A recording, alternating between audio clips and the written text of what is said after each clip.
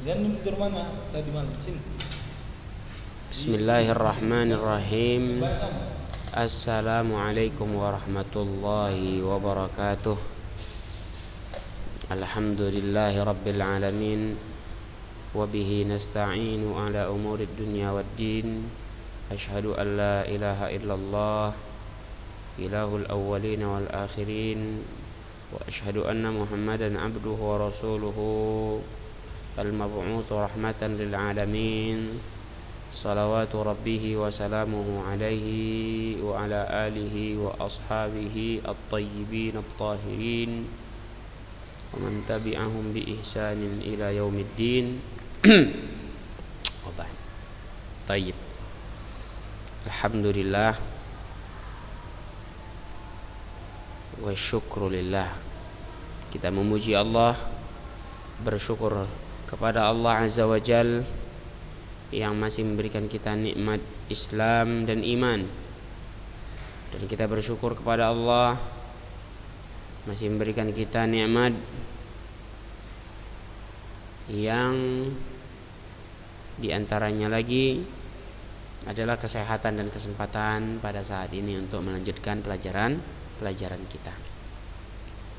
Serta salawat dan salam kita curahkan untuk junjungan kita, suri tauladan kita Nabi Muhammad sallallahu alaihi wasallam, dan juga kepada keluarga beliau, para istrinya, para sahabatnya, dan orang-orang yang mengikuti mereka dengan ihsan sampai hari kiamat nanti. Baik. Kaifa halukum jami'an ayyuhat tullab?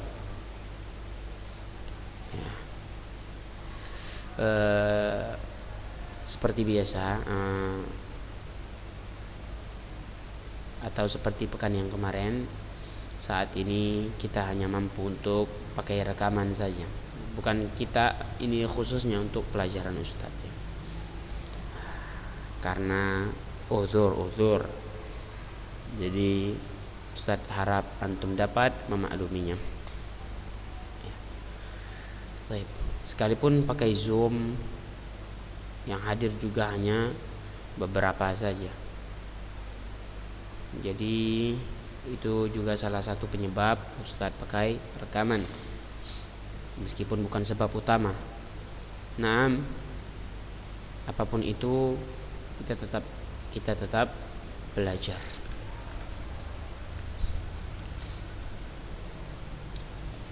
Tayyib, perhatikan kitabnya. Alhamdulillah, kemarin kita sampai ke penjelasan tentang as-sadaq ya. Tentang as-sadaq, mahar. Sadaq, mahar. Kita bahas masalah yang pertama tentang pengertiannya serta pensyariatannya dan hukumnya.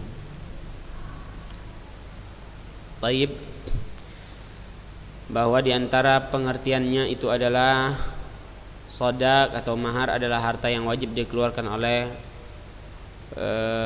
pasangan laki-laki yang diberikan untuk pasangan wanita karena sebab akad nikah. Dinamakan dengan sadaq karena itu merupakan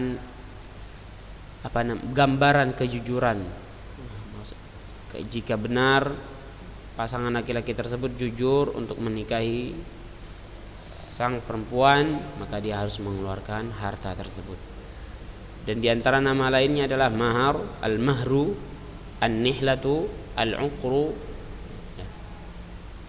al-mu'natu, sama. Baik, pensyariatannya itu berdasarkan Al-Qur'an, sunnah dan ijma'.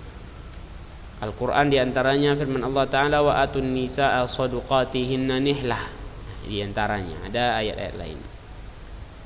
Di antaranya di dalam hadits Nabi sallallahu alaihi wasallam ya, berkata kepada seorang laki-laki, a'tiha thawban. Dan juga kepada Abdurrahman bin Auf, ma asdaqtaha. Berarti bukti bahwasanya shadaq disyariatkan. Yang sekarang yang akan kita bahas adalah al-mas'alatu tsaniyah, masalah yang kedua tentang hadduhu wa hikmatuhu wa tasmiyatuhu. Batasnya berapa? Batas dari mahar tersebut berapa? Hikmah dari disyariatkannya mahar itu apa? Penamaan dari shadaqah itu. Naam, kita bahas pertama batas berapa harta yang harus dikeluarkan untuk mahar. Haddus shadaqah. La hadda li aqalli shadaqi wala li aktsarihi. Tidak ada batasan mahar yang minimalnya dan maksimalnya. Tidak ada batasan dan ketentuan berapa maksimal mahar dan berapa minimal mahar, tidak ada batasannya. Fakullu ma sahha an yakuna thamanan au ujratan sahha an yakuna sadaqan. Maka segala apa yang sah dijadikan harga, maka sah juga dijadikan mahar. Seluruh benda yang sah dijadikan sebagai harga, ada harganya, maka sah juga dijadikan mahar.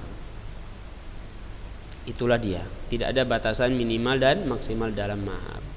Segala hal yang sah dijadikan harga, segala benda atau uang sah dijadikan harga dan juga nominal, maka sah dijadikan mahar. Liqaulihi ta'ala, berdasarkan firman Allah Ta'ala, wa uhilla lakum ma wara'a dzalikum an tabtaghu bi amwalikum. Dan dihalalkan bagi kalian apa yang di belakang itu. Antabtaghu bi amwalikum, yang kalian cari untuk harta kalian. Wa uhilla lakum ma wara'a dzalikum antabtaghu bi amwalikum. Kita bahas dulu kenapa ayat ini yang digunakan, ayat surat An-Nisa ayat 24. Kita baca ayat sebelumnya. Kita baca ayat sebelumnya biar lebih paham. 24. Perhatikan, wal muhsanatu minan nisa'i illa ma malakat aymanukum kitaballahi 'alaikum wa uhilla lakum ma wara'a dzalikum an tabtaghu bi amwalikum. Ya. Dan diharamkan juga kamu menikahi perempuan yang bersuami kecuali hamba sahaya perempuan tawanan perang yang kamu miliki sebagai ketetapan Allah atas kamu. Dan dihalalkan bagimu selain perempuan yang demikian itu jika kamu berusaha dengan hartamu, ya. Dan dihalalkan bagi kamu selain perempuan, karena pembahasannya tentang perempuan yang diharamkan, lalu disebutkan siapa yang dihalalkan, yaitu dan dihalalkan bagimu selain perempuan yang demikian itu, maksudnya yang diharamkan, mahram-mahram yang sudah kita jelaskan siapa mereka. Jika kamu berusaha dengan hartamu untuk menikahinya, enggak. Perhatikan, fa'atlaqal mal, kembali ke kitab. Fa'atlaqal mal di sini dijelaskan bi amwalikum, dengan harta kalian. Penyebutan harta di sini mutlak. Tidak ada berapanya, tidak ada ketentuannya. Walam yuqaddirhu bihaddin muayyan, dan tidak ditetapkan dengan batasan tertentu. Harta, seluruh yang dinamakan harta, yang bisa dinamakan dengan harta, yang bisa dijadikan harga, maka boleh.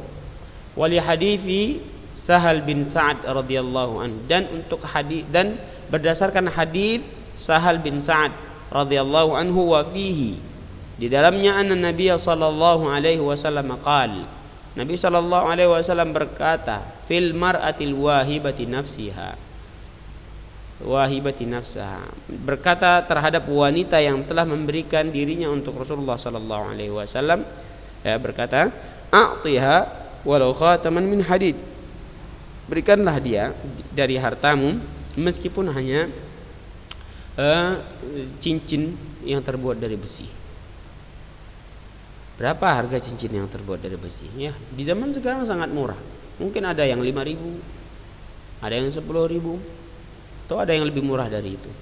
Meskipun hanya cincin dari besi. Intinya ada dari harta kalian yang kalian berikan pada wanita dari usaha kalian untuk menikahinya, yang dinamakan dengan mahar.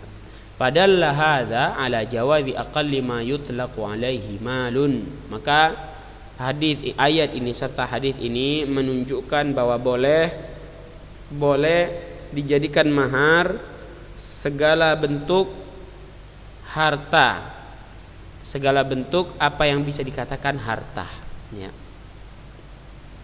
Baik. Wa amma dalil ala annahu yajuz walau kana katsiran. Adapun dalil bahwa itu boleh meskipun banyak, qaulu ta'ala wa in aradtum istibdala zawjin makana zawjin wa ataitum ihdahunna qintara fala ta'khudhu minhu syai'a ata'khudhunahu fala ta'khudhu minhu syai'a. Sampai di situ. Baik. Perhatikan, ini ayat yang membuktikan bahwasanya boleh juga banyak. Ya, Allah Ta'ala berfirman, dan jika kamu ingin mengganti istrimu dengan istri yang lain, sedang kamu telah memberikan kepada seorang di antara mereka harta yang banyak, ihdahunna qintara, fala ta'khudhu minhu syai'a, maka janganlah kamu mengambil kembali sedikit pun darinya. Jadi itu perhatikan, kalau di antara kalian ada yang ingin mengganti istrinya dengan istri yang lain, ya, dia talak, dia nikahi wanita lain, sementara dia telah memberikan harta yang banyak, fala ta'khudhu minhu syai'a, maka jangan ambil sedikit pun kembali darinya. Jangan ambil kembali sedikit pun darinya, harta yang banyak. Ini dalil bahwa boleh memberikan mahar yang banyak. Tapi kalau memang cerai, talak, wal'iyadu billah, maka jangan minta lagi. Ini banyak terjadi, dan nikah memberikan harta mahar berlimpah, ketika cerai minta lagi dia. Ya. Dia berikan apartemen, dia minta lagi apartemen. Dia belikan ladang, dia minta lagi ladang itu. Ya, nggak boleh. Wal qintar, arti qintar adalah al-malul katsir, harta yang banyak. Jadi ada hadis yang tidak menentukan berapa minimal dari mahar tersebut. Ada hadis yang membolehkan bahwa boleh juga banyak dan tidak ditentukan berapa banyaknya. Seperti itu. Yang penting tidak ada ketentuan dan ketetapan berapa minimal dan berapa maksimal.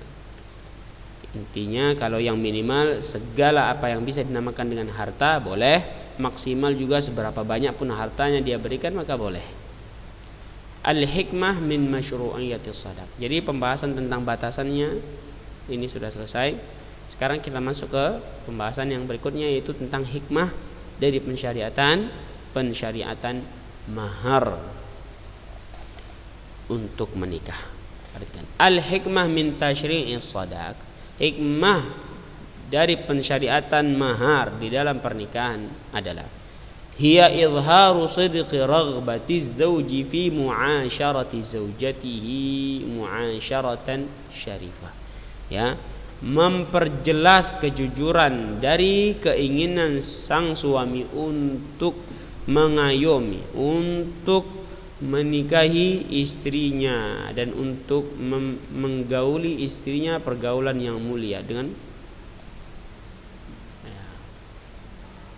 mulia, menjadikan istrinya itu dengan sebuah hubungan yang mulia, wa bina'u hayatin zaujiyatin karimah, dan membangun kehidupan pasutri, pasangan suami istri, kehidupan pernikahan yang mulia. Kama anna fihi i'zazan lil mar'ah, sebagaimana di dalamnya terdapat kemuliaan bagi wanita. Ya, kemuliaan bagi wanita dan penghormatan bagi mereka. Wa tamkinan laha, dan sebagai persiapan untuknya min an tatahayya lizawaj bima tahtaju ilaihi min libasin wa nafaqat, dan persiapan baginya untuk mempersiapkan pernikahan dari apa yang diperlukan seperti pakaian dan nafkah-nafkah. Inilah diantara hikmah dari adanya mahar dalam pernikahan, memperlihatkan seorang laki-laki ini jujur dalam menikahi, tulus, sungguh-sungguh di dalam menikahi ya, seorang wanita, dan membangun kehidupan pernikahan, kehidupan yang mulia. Sebagaimana di dalamnya juga terdapat kemuliaan bagi seorang wanita ya, dan penghormatan bagi mereka, serta mempersiapkan mereka agar persiapan untuk mereka agar dapat bersiap-siap untuk pernikahan dari apa yang diperlukannya, baik berupa pakaian ataupun nafkah-nafkah lainnya. Tayyib. Jim al-hikmatu fi ja'li sadaqi biyadir rajul. Adapun yang jim hikmah kenapa mahar itu dibebankan kepada laki-laki. Ya.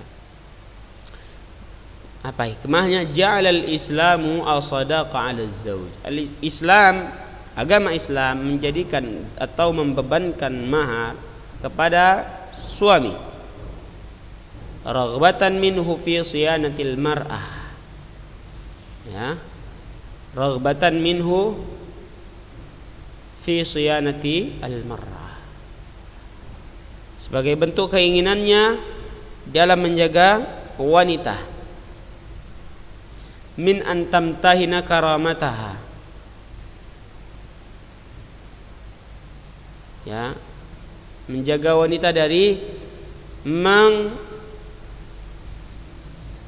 menguji kemuliaannya fi sabili jam'i, menguji keseriusannya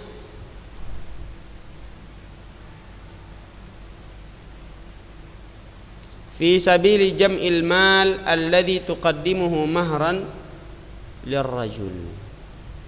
Ya.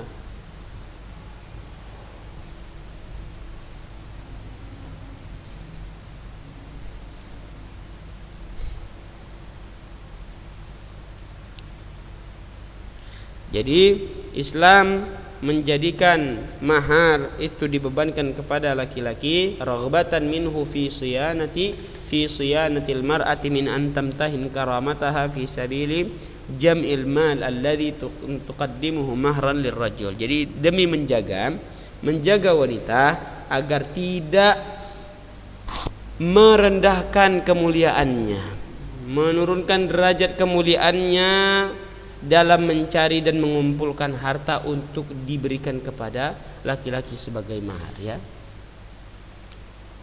Perhatikan, demikianlah Islam mengapa membebankan mahar bagi sang suami atau laki-laki. Karena apa? Agar wanita itu tidak menurunkan derajat kemuliaannya, ya. Wanita mulia di dalam agama Islam. Jadi agar ia tidak menurunkan derajat kemuliaannya dalam mencari dan mengumpulkan harta untuk diberikan kepada laki-laki sebagai mahar. Itulah kenapa wanita di dalam agama Islam tidak boleh keluar dari rumah, tidak boleh bekerja keluar rumah. Agar apa? Agar tetap mulia dan terhormat wanita dan terjaga di dalam rumah ini. Bukan untuk menghinakan wanita, bukan untuk merendahkan wanita seperti yang terjadi di zaman sekarang. Wanita dilarang begini begitu, dikira untuk menghinakan wanita, membatasi wanita. Tidak. Islam itu memberikan peraturan untuk wanita agar wanita itu tetap bagaikan mutiara yang terjaga di dalam cangkang kerang, terjaga dan tetap berharga, bahkan mahal harganya. Adapun wanita yang keluar, maka harganya sudah tak lagi sama. Ya, seperti itu. Wallahu a'lam. Wa hadha yattafiqu ma'a al-mabda' at-tashri'i. Dan ini sesuai dengan konsep sesuai dengan konsep syariat, yaitu annar rajul huwal mukallafu biwajibatin nafaqah, yaitu konsepnya adalah laki-laki yang dibebankan kewajiban-kewajiban menafkahi, bukan wanita. Baik. Itu hikmahnya. Mulkiyatus sadaq atau milkiyatus sadaq, kepemilikan mahar. Milik siapa mahar itu? Apakah milik sang suami? Apakah milik sang istri? Atau milik berdua? Naam. Kepemilikan sadaq, mahar. As-sadaqu milkun lizaujati wahdaha. Perhatikan ini. Mahar itu milik sang istri sendiri.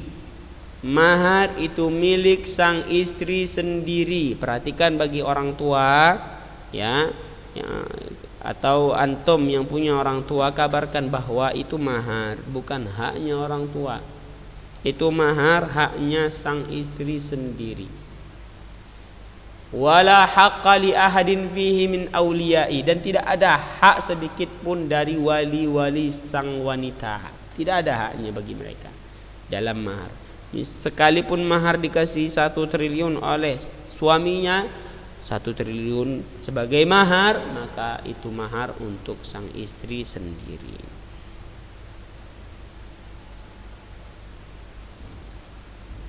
Wa in kana lahum haqqu qabdihi, meskipun mereka berhak untuk memegangnya. Berhak memegang bukan berarti berhak untuk memiliki.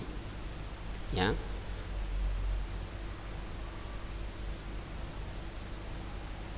Illa annahum yaqbidunahu li hisabiha wa milkiha.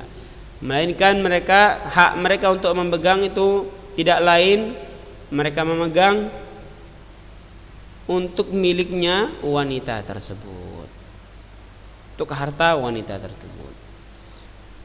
Liqaulihi ta'ala, berdasarkan firman Allah Ta'ala, fa in tibna lakum an syai'in minhu nafsa fakuluhu hani'an mari'a.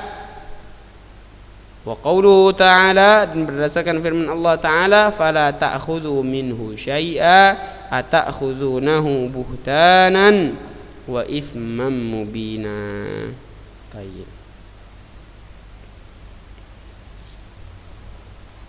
Fa in tibna lakum an syai'in minhu nafsa.